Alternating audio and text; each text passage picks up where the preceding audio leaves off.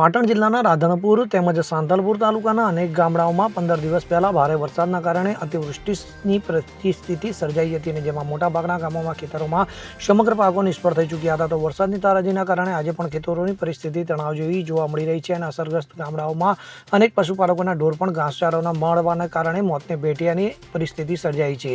તો રાધનપુર તાલુકાના ચલવાડ, ભિલોટ સહિતના અનેક અસરગ્રસ્ત ગામોની આજરોજ સરકારના કૃષિ મંત્રી રાઘવજી પટેલ દ્વારા મુલાકાત લેવામાં આવી હતી અને અસરગ્રસ્ત તમામ ગામોના ખેતરોમાં ભરાયેલા પાણીની પરિસ્થિતિનો ચિતાર મેળવીને ગામના લોકો સાથે ગ્રામસભા યોજી કૃષિ મંત્રી રાઘવજી પટેલે ખેડૂતોને થયેલા નુકસાનના પ્રશ્નો સાંભળ્યા હતા.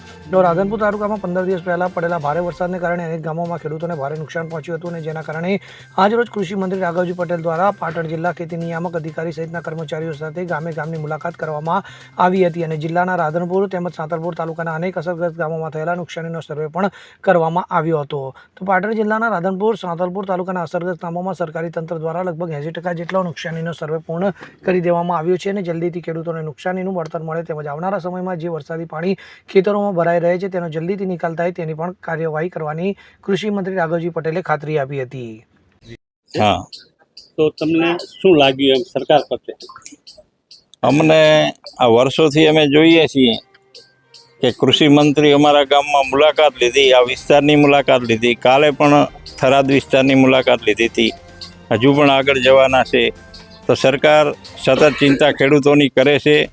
એમને પણ ખબર જ છે કે આ 4-5 તાલુકામાં જે નુકસાન થયું અને સરકારશ્રી તરફથી, મુખ્યમંત્રી તરફથી પણ આટલું આશ્વાસન મળ્યું અને આટલા બધા મંત્રીઓ, આગેવાનો, વિસ્તરણ અધિકારીઓ અમારા ગામમાં આવે છે અને આ બધો પાક નિષ્ફળ ગયો એની સર્વે કર્યો અને હવે ખેડૂતોની એ જ વાત છે કે વધારેમાં વધારે, કેમ કે શિયાળુ સિઝન પણ આ વખતે આ ભાઈએ કીધું એમ તકલીફમાં છે કે થશે કે નહીં થાય.